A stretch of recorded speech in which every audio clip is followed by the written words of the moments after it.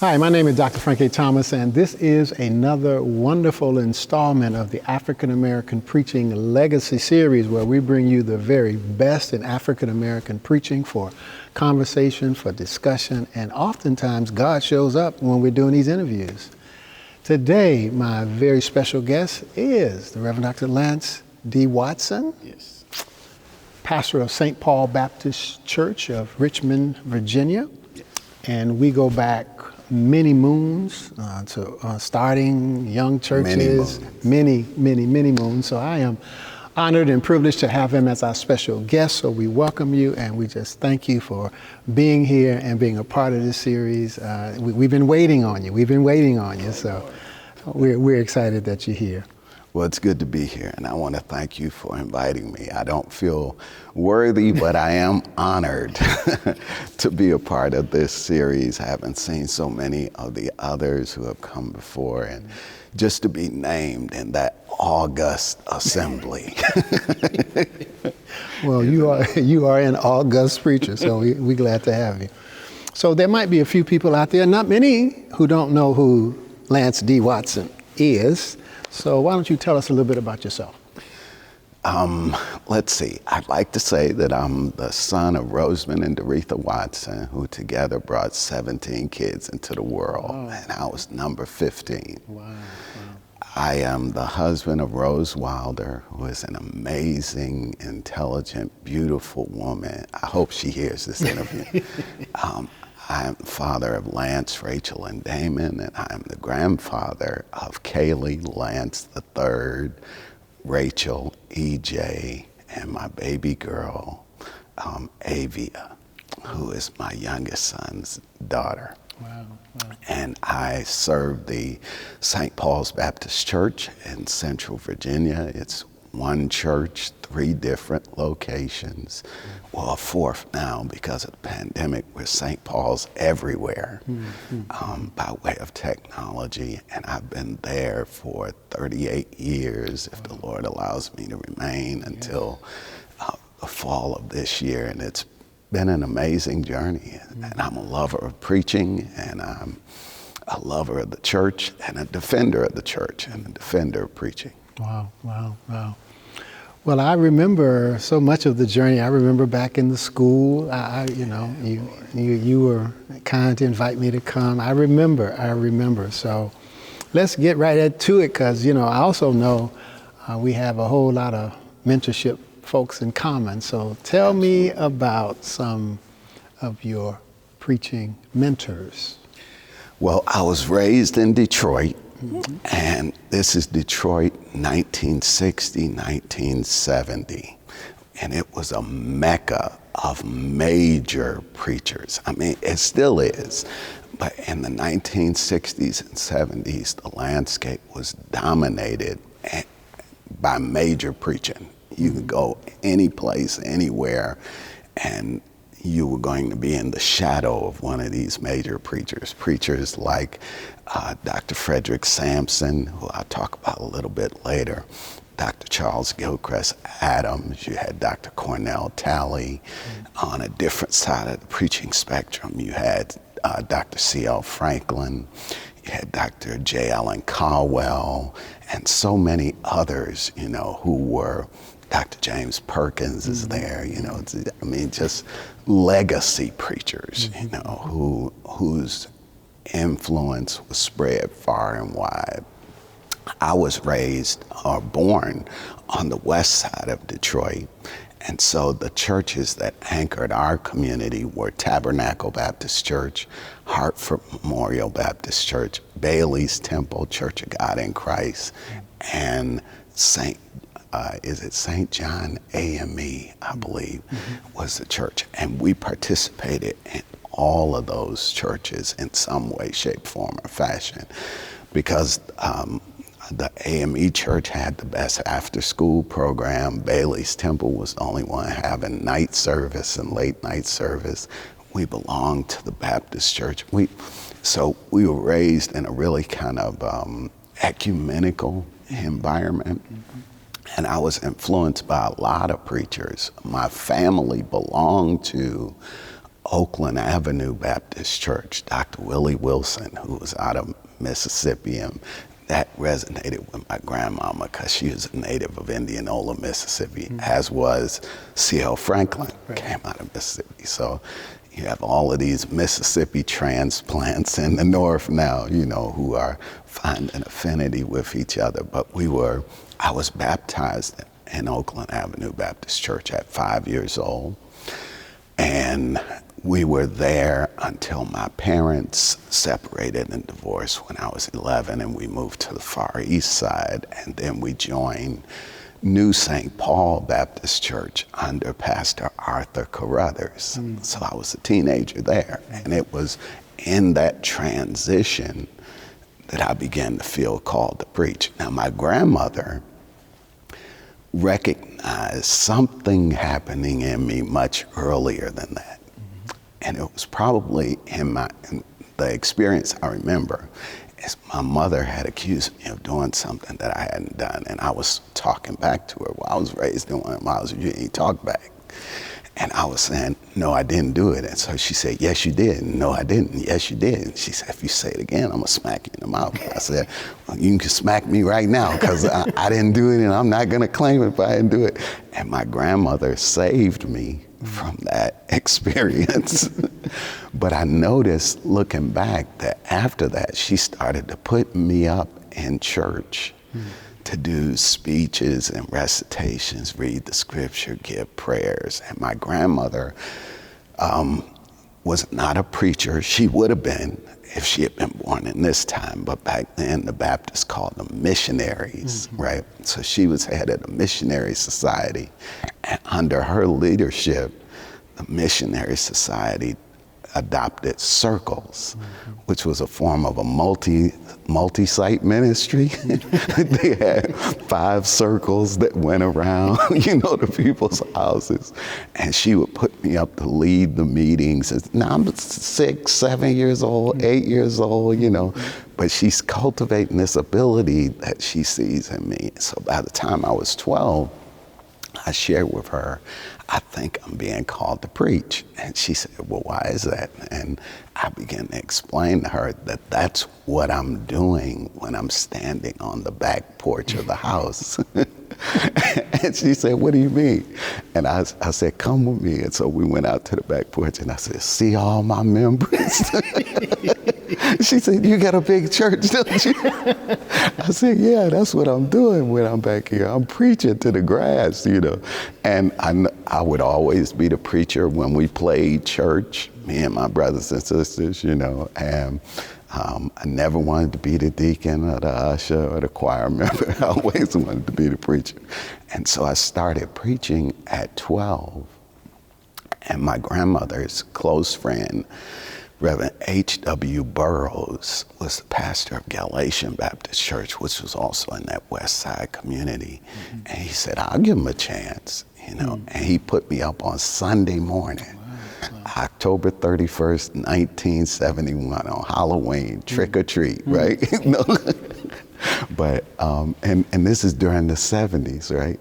So I'm 12 years old. I mean, what does a 12-year-old know, about any of that, right? And he wasn't seminary trained or anything like that. So he didn't really know what to tell me other than pray and ask God what to say. And so that week, leading up to my initial sermon, the musical Jesus Christ Superstar came to the Fisher Theater. And I said, that's what I'm going to preach about.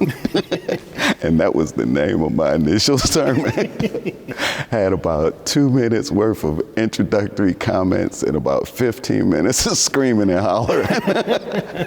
But after that, the church voted to give me a license at 12, right? And so I started preaching, and then my family moved to the east side. I came under the tutelage of Arthur Carruthers, and he's a great preacher. He wasn't seminary trained, but the boy, I mean, he could hoop you under the table and sing you out the room. I mean, and he had a kind heart for young preachers.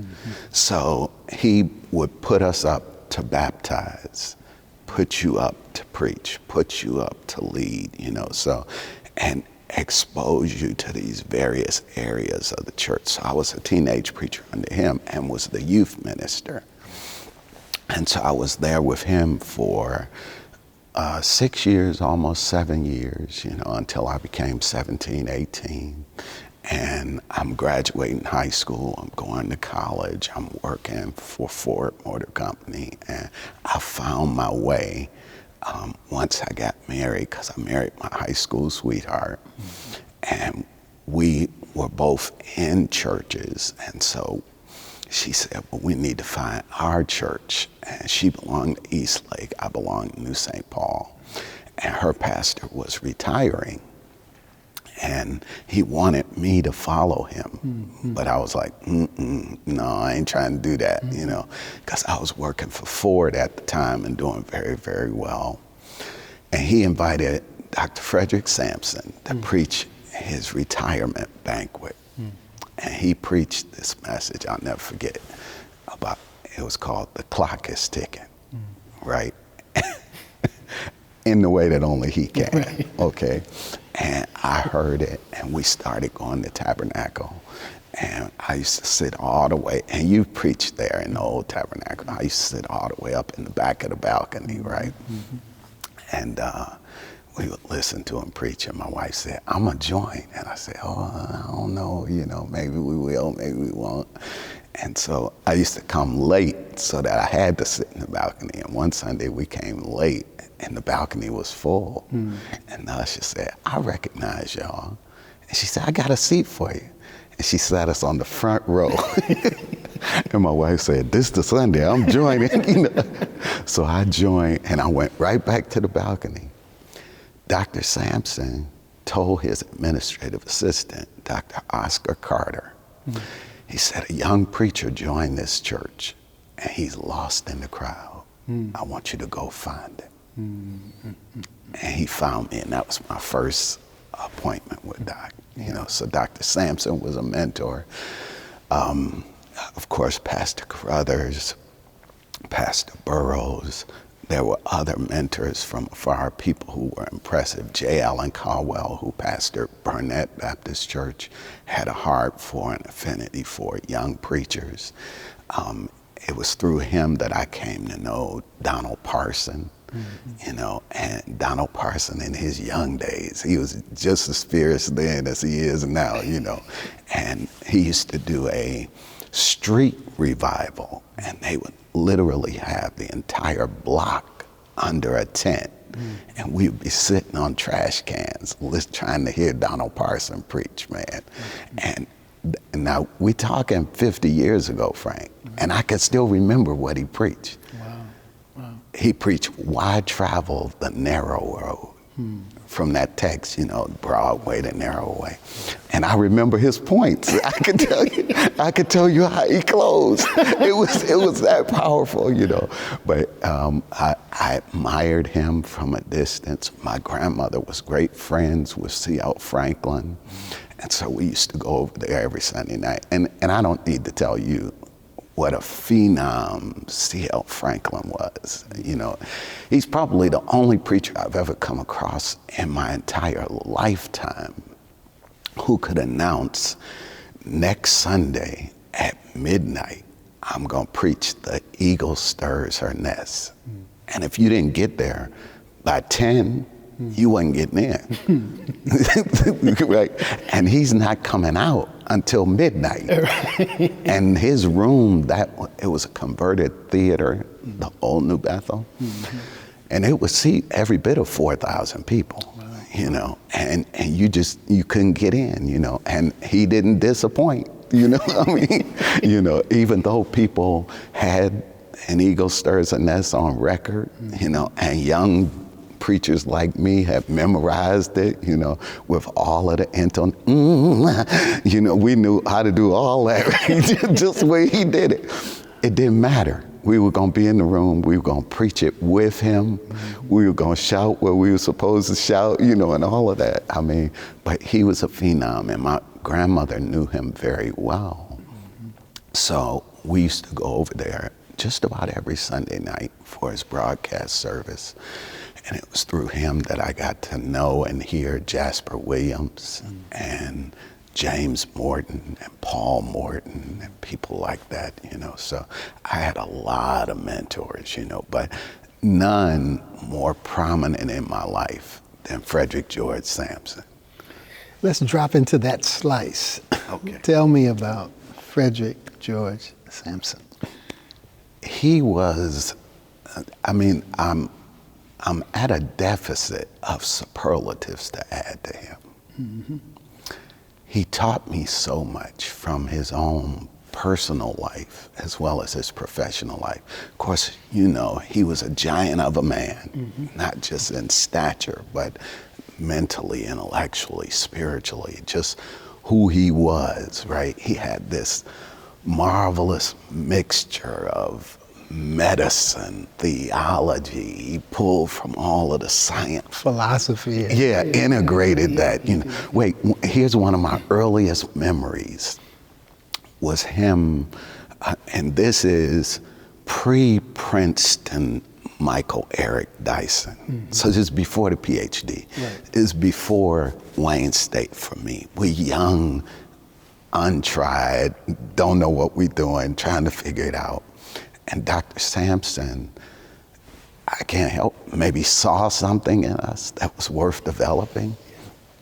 And so he's talking to us, eating sardines out of a can with crackers, talking to us about the Christology of Teilhard de Chardin.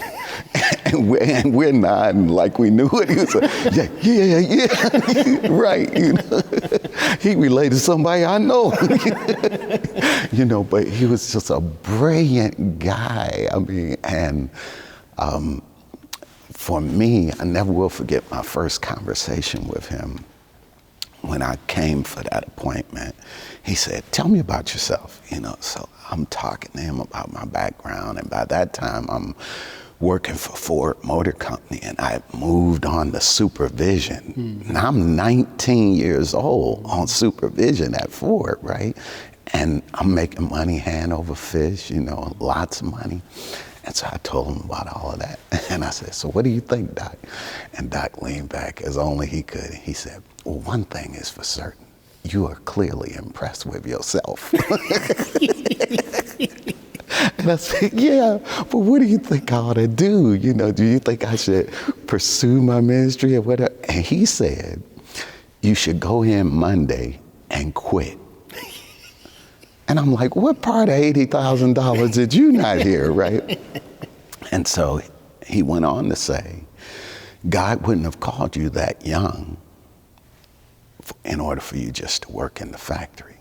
God didn't have to call you at all for you to work in the factory.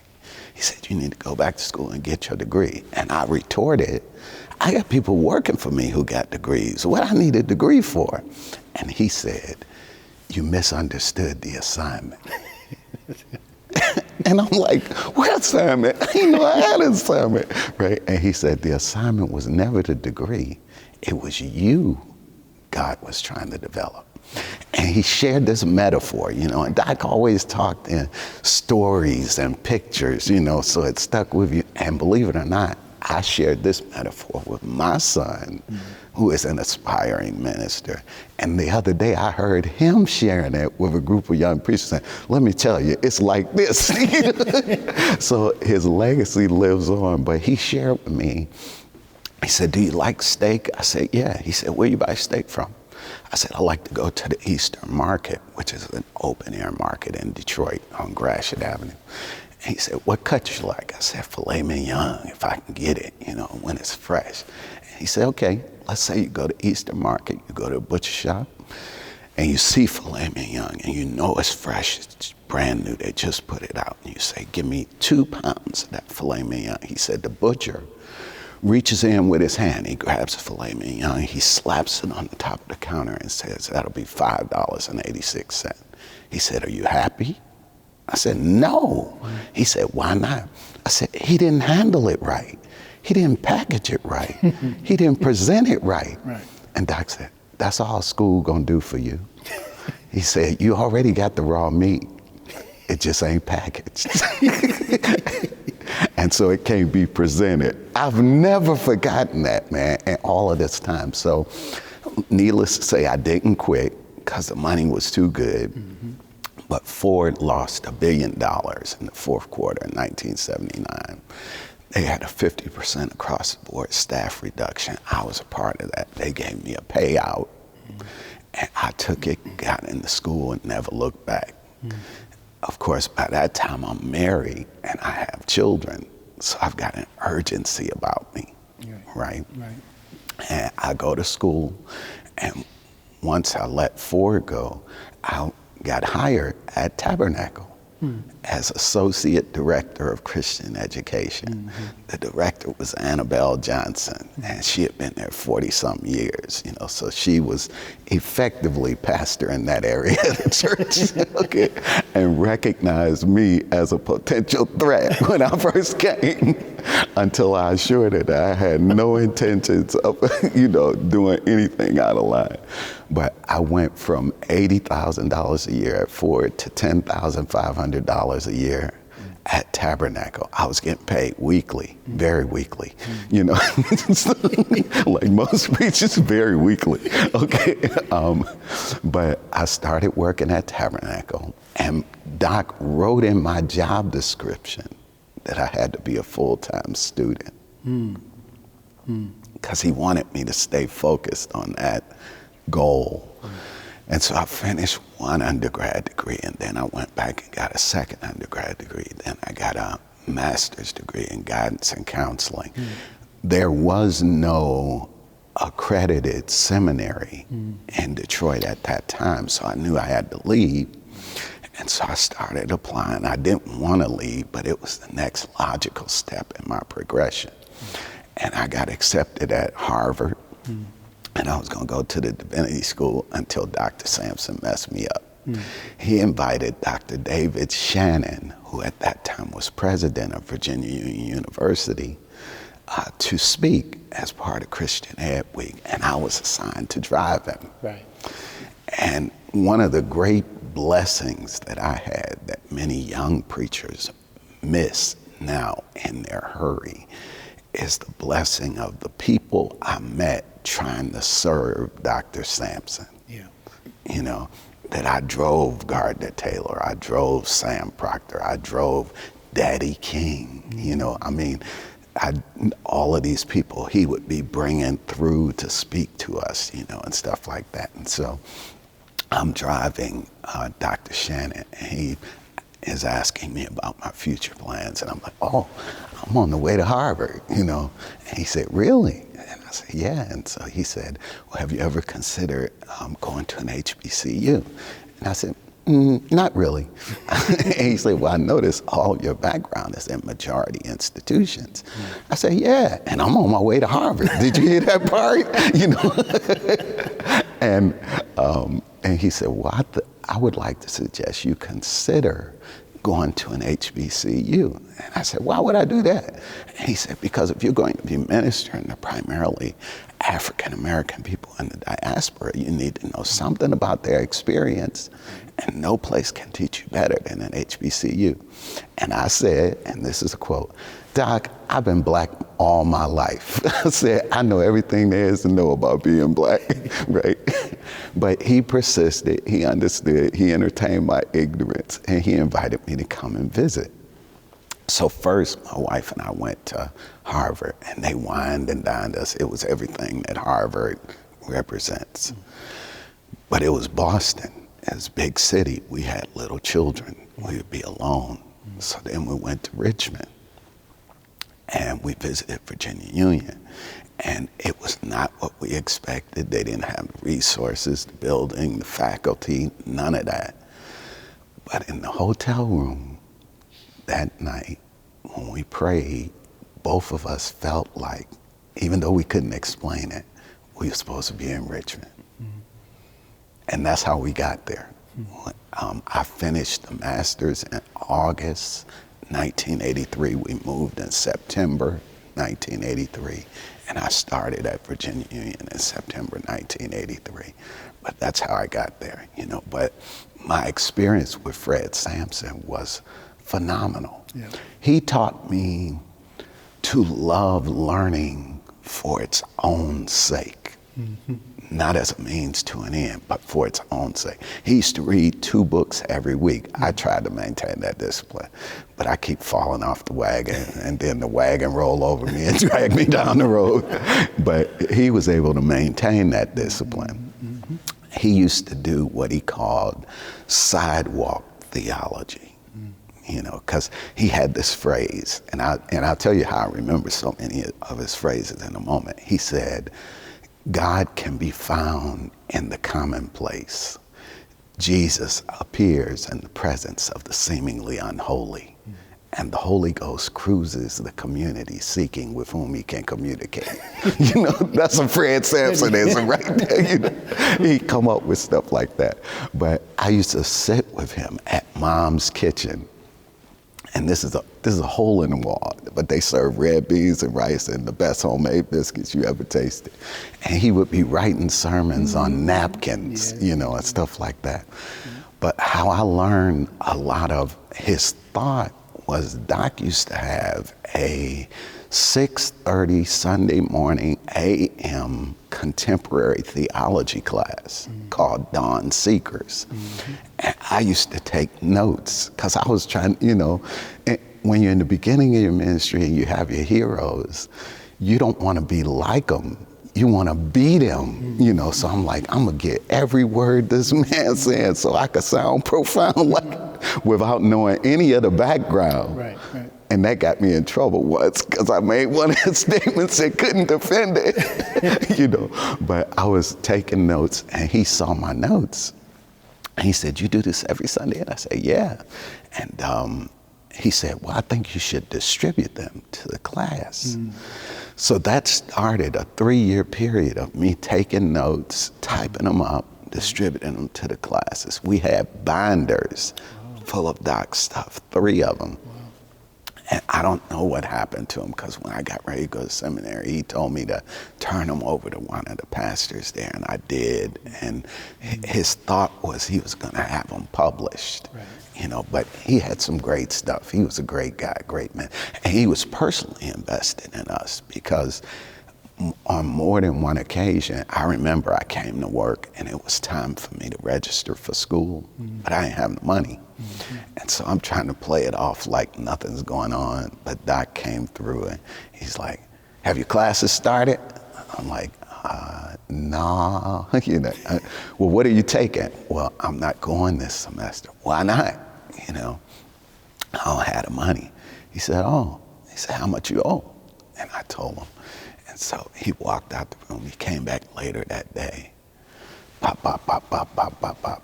Counted out the money in $100 bills. Said, go register. So he was personally invested. Now, what I didn't understand, he said it to me, I just didn't know the depth of it. He said, remember your blessings obligate you. So now, our scholarship efforts, when we do that, I always think about him. You know, that he was a person who invested in me and I'm obligated to invest in others. But he was an incredible mentor, great teacher, great pastor, preacher, friend. So I'm going back to St. Paul. I ain't got to St. Paul yet. I'm in Richmond. Yes. So take me to St. Paul. Okay, my journey, and strangely enough, I got to Richmond in September '85, and I was interning as youth minister under Roscoe Cooper Jr. at 5th Street. Roscoe, of course, gave me great opportunity. One of them is the opportunity to preach. So I would preach like on Wednesday night per assignment and stuff like that. You know what you have to do as a seminary intern. And the chairperson of his trustee group was Clarence Drayton. Clarence Drayton worked for Defense General Supply as a manager, and one of his department leads was a lady named Jane Smith. Jane Smith says to Clarence Drayton, Clarence, my pastor resigned. Do you know any preachers we could get to come over to St. Paul's and preach for us? He said, and this is a quote, I don't know his name. He said, but this little guy preached for us in chapel from Detroit. You ought to get him. And I started going there. in September '83 as the supply preacher.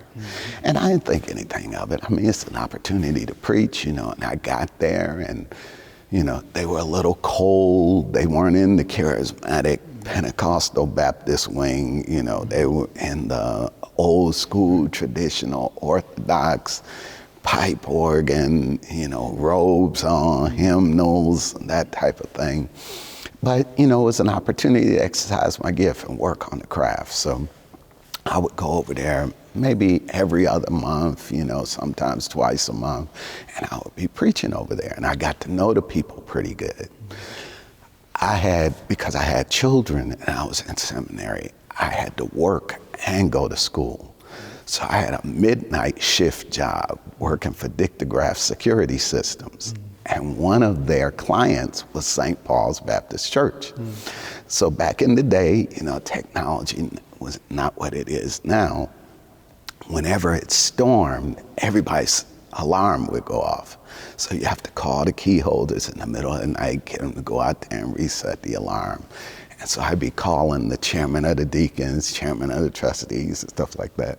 So when I went over there to preach, chairman of the deacons said, "Man, your voice sounds familiar." I said, "Yeah, I'm the dude you're talking to in the middle of the night," And he said, okay. So we got to know each other. Doc knew I was ending seminary because I was going to the day school and the night school because I had children. So that was my urgency. I got to get out, right? And I finished the 3-year program in 2 years. So I was finished in '85. And I said to Doc, I'm done. My intention was to move back to Detroit and take a position on his staff. So he said, well, I'd like for you to be, director of Christian Ed because Mr. Johnson is going to retire. So I'm good with that. My last preaching assignment was at St. Paul's for their homecoming. And when I walked in, Deacon Thomas Leakos, God bless his memory, he's dead and gone now. He said, "Reverend, we're having a church meeting today." And I said, "Good, I'll be praying for y'all." He said, "I'm gonna put your name up." I said, "For what?" He said, "To be the next pastor of the church." I said, "No, Doc." I said, I love y'all great people and all of that, I said, "But I'm on my way back to Detroit. I've already taken the job." He said, "Well, if it ain't for you, they won't vote for you, right?" And I said, but he said, "No, if it ain't for you, they won't vote for you." He said, "Beside that, I talked to the mother of the church, Deaconess Marian Watts, who was a deaconess at St. Paul's for 75 years. He said, and she told me that the Lord told her that you're the next pastor."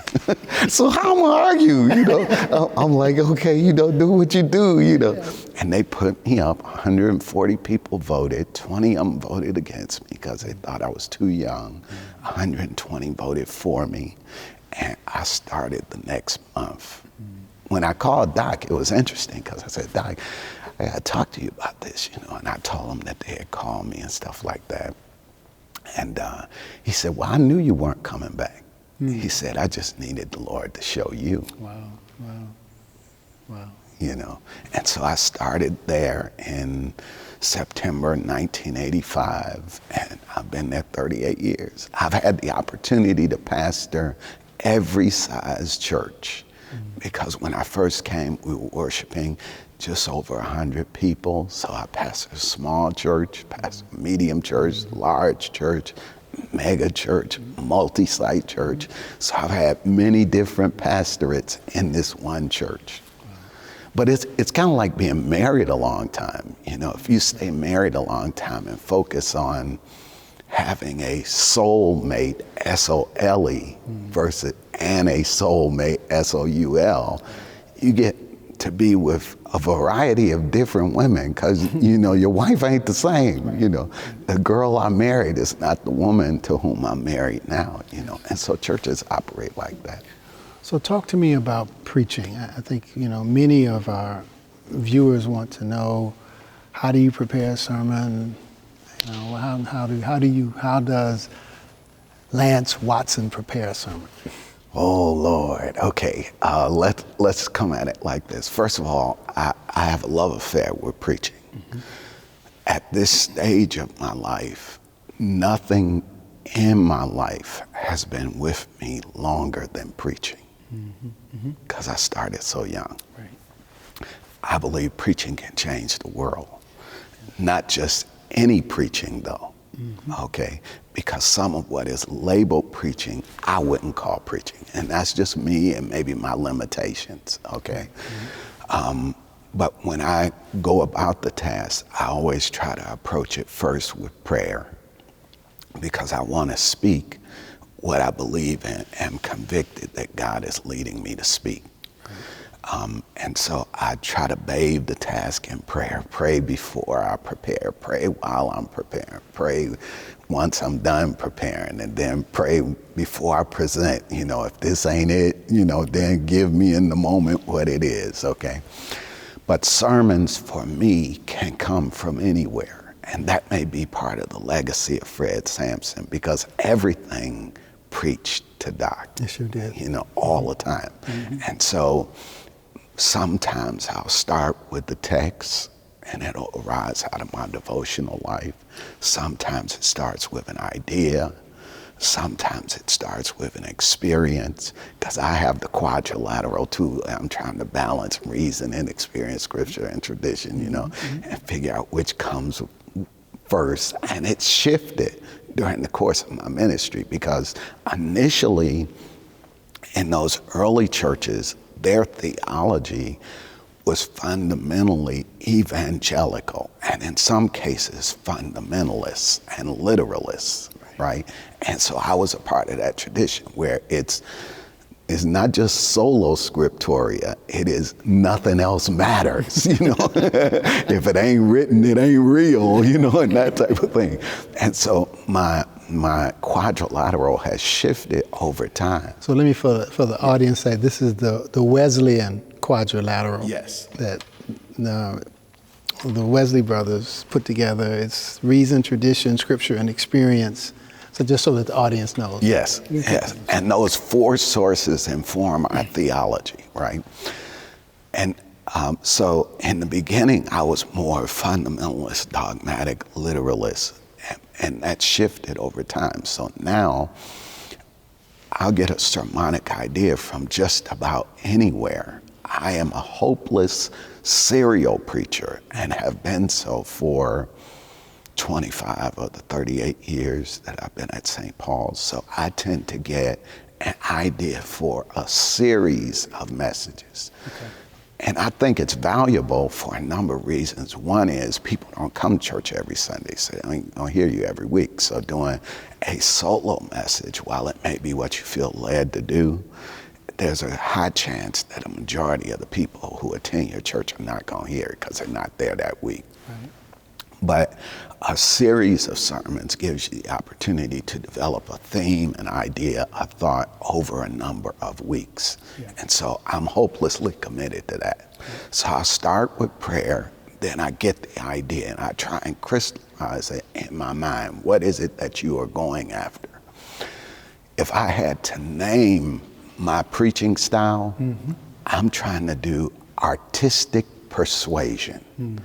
Because if you listen to my messages over time, I'm always driving people to do something. I'm trying to persuade you. And the art comes through the use of language, through the use of image, through the use of metaphor. So I start with the idea or the scripture.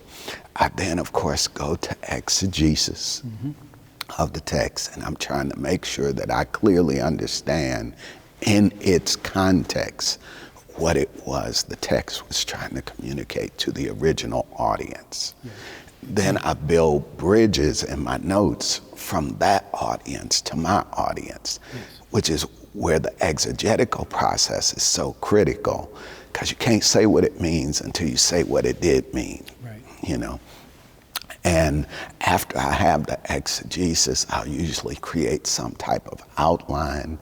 On my pieces of paper, it really doesn't look like number 1, number 2, number 3. What I am fond of is drawing maps. Because in my head, I see myself as taking you on a journey. Wow. Yeah. because I want to point out some stuff that ain't a part of the main destination. But I'd be like, look at that rose bush. Okay, let's keep going, you know, and that type of thing. You know, so I have a lot of those, you know. Did you notice that butterfly, you know, and that type of thing. And it really may not be related thematically to the main flow of the message, but it makes the journey beautiful. Yes. You know, and that for me is too part of Doc's legacy in my life, because he was very artistic in terms of his preaching form, you know. So I'll create a map, and if I showed it to you like on a piece of paper, you would literally see an arrow where I'm drawing, oh, here, over there, you know. And then when I'm editing, I'll be like, okay, this belongs to 1A, this belongs to 1B, you know, and that type of thing. And I'll move stuff around, and I'll write a first draft. Now, I am a manuscript preacher, straight up, no holes, no bar. I own it. I've done some of all types of preaching. I mean, I remember one time after hearing Jasper Williams preach, I tried to preach no manuscript, no Bible, no nothing, just straight from memory, right? And it was at a youth service for White Rock Baptist Church in Detroit. Now, why do I remember that so well, right? I got up, and it was a nightmare, right? And so the pastor was very kind. He waited till we got back in the office, and he said, young man, I suggest you never do that again. And I didn't, you know, but I've done some of everything, you know, from preaching with no notes, no Bible, preaching with an outline, preaching with index cards, preaching with a folded piece of paper that I pulled out and the whole sermon was there, you know, to now what I call a coded oral manuscript. Because if I showed you my manuscript, wow, I have a code. Yes. That is part of my memorization scheme. Okay, so after I've written my first draft, and my daughter and my wife always get on me about this, I am constantly editing and re-editing and re-editing, trying to say better what I've said. We do multiple services, and I edit between the service. This transition wasn't good, you know, delete this, save this for another time, and that sort of thing. So my manuscript is never complete. It's always a work in progress, and I'm learning something as I'm presenting it. But if you looked at it on paper, on iPad, you'd notice that there are colors. So all of my title sentences are highlighted in yellow. My verbs are highlighted in green. And that aids me because I'm trying to maintain eye contact while I preach. Right. And so like people will often say, when do you look down? I didn't even see you looking down. But what they don't know is that when I look down and see that title sentence, I can go 3 paragraphs before I need to look down again. Okay, and that's what I mean by a coded manuscript, you know, so, and then I'm praying afterwards, and I do a lot of revivals, and I am a fan. Manuel Scott Sr. once said that preaching that is not reheatable is not repeatable. Meaning, if it was good enough to preach the first time, it's good enough to preach again. And so when I'm preaching revivals and stuff like that, you know, I'll preach some messages that I have done, and they are in process, even on the road, because a different environment will bring different things out of you and even cause you to see different things in the text. So tell me about a time that it was the most difficult preaching moment for you. The most difficult preaching moments for me at any time during the entire time I've been preaching have been moments of personal pain. To go to the pulpit broken. And part of that is my struggle with the need to feel secure and in control. And in those moments, my vulnerability and my frailty are foremost and can't be hidden. And I don't like that Okay, I mean, ain't no need in me lying just because the camera rolling. I don't like that. I like being in control. I like being in charge and stuff like that. But part of the way in which God has spiritually developed me over time and continues is, and I've got this written in my journal, is God allows me, like everybody else, to have moments of brokenness, moments of vulnerability, moments of grief, moments of loss, moments of pain, of confusion, of doubt, you know. And I wrote in my journal, and I thought that that would kind of satiate this, but it didn't. It just made me aware of it. Because it was 25 years ago I wrote my journal, what I felt God was saying to me, and it was this, that I know if you could, you would do this without me. But I refuse to let you. Yeah. You know, and that is so true of me, you know, that self-sufficiency instinct, you know, and the desire to control the elements. Less than a month ago, I was preaching a sermon on worry, and I was broken. I mean, and I'm preaching with cracked voice, you know, and it's terrible, man. You know, you want to come strong, you know, don't come at all, you know, and my voice was cracking, and I'm like hating myself while this is going on, all this happening in my mind. And it was a sermon about worry. And I got to the end, and I started talking to the congregation, and I said, it was tough for me to preach this today. I said, because God allowed me to live this experience. I said, it's different when you live it versus just talking about it. And I said, this week I had to face the fact that I worry, and that I worry all the time. I worry about y'all. I worry about this church. I worry about my family, worry about my health, worry about the future. I said, and as much as I tell you to trust God, truth is, in the middle of the night, I'm laying awake, worried about something going on, right? And I said, and I might be by myself. I said, but I don't think I am. I said, if you worry like me, I said, would you come to the altar? You know, we just gonna pray together about it. You know, no easy fix, right? We just gonna pray. Man, it was hundreds of people at the altar, and hundreds of men, and men, women, children, teenagers, you know.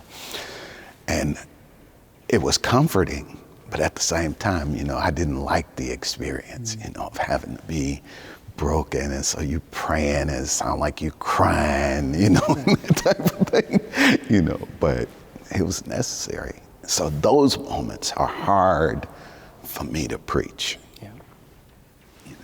Let's go to the other side. When was there a time that you thought and felt that God really used you more than you ever could have dreamed that God would use you? Believe it or not, I usually only see those moments in retrospect, and they're brought to my attention by other people. The way my personality is shaped, and that may be a psychosis, I don't know, okay? But the way my personality is shaped is I don't spend, or have not in my life, spent a lot of time celebrating things that have happened. Right. And that's a bad thing, you know, because you do need to smell the roses while it's happening, right? But it's the way that my personality developed is my joy has always been found in the pursuit of it, not the acquisition. Right. So it is pursuing a great sermonic moment that gives me joy. So once it's over, I'm like, okay, next, you know, and that type of, and it's only afterwards when people come, like the young man who stopped me in the airport and said, you don't know me, but you saved my life. And he proceeds to tell this story about growing up in the projects and hearing me preach, and I forget how he even heard me preach, you know, and he went on and found his way to college and became a chemist and is now doing this with his life and this with his family and has kids and has grandkids and things like that, you know. And he said, or we are starting in partnership with one of the major hospital systems in our community, a mini medical program for children to interest them in medical careers while they're young. And a young lady gets on the phone who is in a director position for this major hospital system. And she said, before we start, she said, you don't know me, but I know you. Mm-hmm. And I said, how do you know me? And she said, I was a freshman in high school, struggling in a bad situation with scant resources and little family support. And a young preacher came to my high school and said, and she quoted it, you have the power to seize the hour to rise up and live your dream. She said, and that one statement put me through high school, college, medical school, right? And she said, that young preacher was you. She said, now, let's talk about this program you want to start, right? So looking back, you're like, man, that one word, that it was just an assignment. Right. God used it, And I'm really, to be honest, skeptical about making assessments of my own work. And I'll tell you why. Because usually the sermons I think, man, you did it today. If you never do it, was really a bomb. Right. And the ones that I think nobody like that, is something that God is going to use in a kingdom way to change somebody's life. Wow. Tell me about your preaching at the Hampton Ministers Conference experience. It was amazing and it was terrifying. You remember we talked before I preached, right? And I was approaching it all wrong. And can I say that on here? I mean, just in all honesty, because I'm thinking, okay, it's Hampton, you got to come, like many young preachers, you got to come up with something new, something fresh, something novel, something catchy, something people going to remember forever and ever.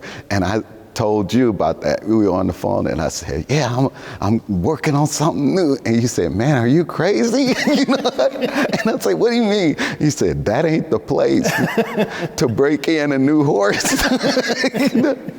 That's the place to go take a horse that is going to run the Preakness, and win the Triple Crown, And I thank God for that advice. I thank God for you. I thank God I listened, and it was an amazing experience. First of all, it was incredibly humbling because sitting on that stage with 10,000 other preachers in the room, if you have any sane estimate of yourself, you know that you are not there because you deserve to be. Right.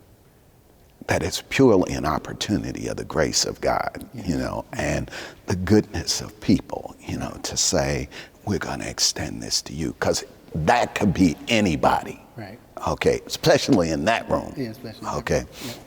And so I was incredibly humbled. I was totally terrified. And you know how the old saints used to say, he'll speak peace to your soul. Yeah. Well, during that time, we had began to have our New Year's Eve services in the Coliseum in Richmond. Mm-hmm. So there'd be 10,000 people in the Arthur Ashe Center, in the Siegel Center, in the Richmond Coliseum.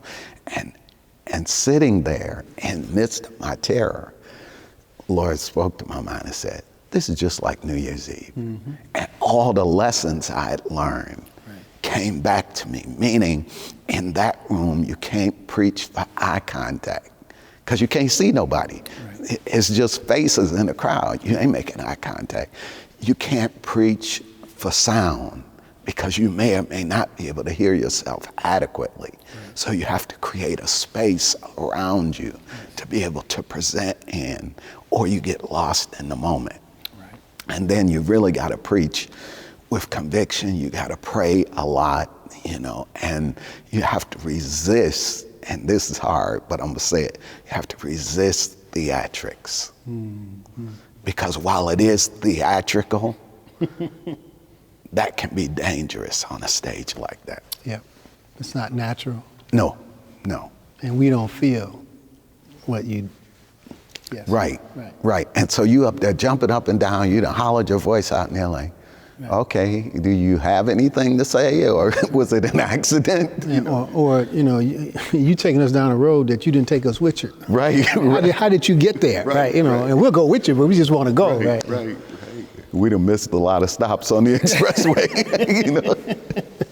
You went on the express train, we on the local, right? Yes, right, yes. right. One of the things that I really want to thank you for is you were a donor to the PhD program. And it's one thing to do a program, and it's another thing to do a program with support of the people who've been with you all the way.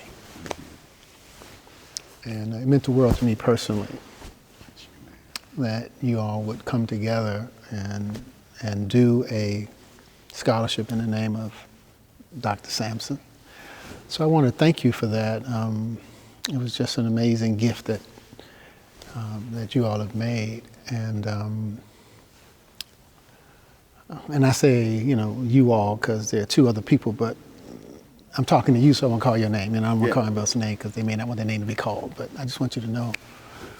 And so I want you to just tell me about your thoughts about the PhD program and that you would become a donor to the program and what it meant to you. Well, first I want to thank you on camera, as I have privately, for your work in this space, because I think that the black preacher, the black pulpit, black preaching is and has been an undervalued resource in the transformation of human community. And I use those words intentionally, not just the black community, of human community. And so, as I was sharing with you, I think it's a very, very important work to which God has called you and that you are doing faithfully and with integrity. And so I was honored to be asked to make a donation, particularly in honor and memory of my mentor, who meant so much to me, you know, that it felt like an opportunity to give to him a little bit of what he gave me, because I could never replace what he gave me. I could never match it. Because part of my testimony about him was that intellectually, Fred Sampson raised me from the dead. You know, that I was Lazarus, and he called me, Lance, come forth. You know, so it was a great honor, you know, to be able to donate. And I think the work is so critical, not just for the seminary and the academy, but as I said, for the development of human community, and particularly for sharing the resource that has been black preaching from all of its various strains, right? One of the huge contributions of Jeremiah Wright, who I know was one of your mentors and one of mine, that he gave to me through his example as well as his tutelage, was the ability to merge and integrate the fragmented parts of my culture and my background. And to see the bridges between sacred and secular, and how they merge together and interacted with each other, and to be able to own them and not be ashamed of them, but to create other categories as compared to good and bad. Let's talk about healthy and destructive, you know, which is language, but it speaks to the power of language, which is why I love wordsmithing. You know, I love creating phrases that people have not heard. And so the opportunity to contribute to a program that was going to look at rhetoric and the power of rhetoric, sacred rhetoric, and the significance of that, black preaching and sacred rhetoric, you know, was indeed an honor and an opportunity for me to hopefully contribute to the next generation of preachers, pursuing not only that level of scholarship, but that level of practice, so that what we have done and what others have done will be appreciated by the world. Because it takes some gumption. That's a Mississippi word, okay? And I know we both have roots in Mississippi. Okay, it takes some gumption to bridge a seminary trained pulpit with a straight up folk hooper. You know, and for years, there was a competition between the two. Which one is real preaching and which one is legitimate? And to be able to say in this space, both are legitimate. And both have functions, you know, because I mentioned C.L. Franklin. I got to tell you this Charles Adams story about C.L. Franklin, because Dr. Adams was one of my mentors as well. And over lunch, he's telling me this story about C.L. Franklin and when the Black Power movement and Black theology first came to the forefront. Dr. Charles Gilchrist Adams said Dr. C.L. Franklin called him and said, Charles, tell me about this Black theology. Tell me about Black preaching. And Dr. Adams said, I'll do better than that, Doc. I'll write you a bibliography. So he wrote down 25 books and gave it to him. And he said, now honestly, gave it to him with the thought that, that'd be the end of the discussion. The next week, Franklin calls him and says, Charles, I've read all 25 of those books. Can we have a discussion? Right? Which undermines the idea that people have about Hoopers, right? That's exactly it. And when you listen to him, you'll hear his messages spiced with social justice and with a consciousness about the poor and how things were unfolding in the church and in the world and in the government, and how the gospel intersected all of those different elements and levels, So it takes some gumption to do what you do. Thank you, sir. But I'm glad you're making this gumbo. I thank you. It's last question. I've asked you a bunch of questions. You can say whatever you would like to say, whatever the Lord leads you to say. Many people watch these. Many people across the globe watch these. There's such a fascination with African American preaching across the globe. It absolutely amazes me. So many of those are trying to improve their preaching, but also very seasoned people. We have a broad and a wide audience. And with all of your years of experience, your pastoring, your revival schedules, the teaching, the preaching, the ups and the downs, the overs and the unders, I want to just open up a space for you to say to our audience whatever the Lord leads you to say. So I have no question. That's my statement. And I'll say, we turn the pulpit over to for the benediction. Right. Come in your own way, right? Wrap it up. Right. Come on, bring it home, son. Well, let me be artistically persuasive for the benefit of the people who are watching, and particularly the preachers. Yes. One of the greatest, I don't want to get emotional, confidences that the Lord has given me.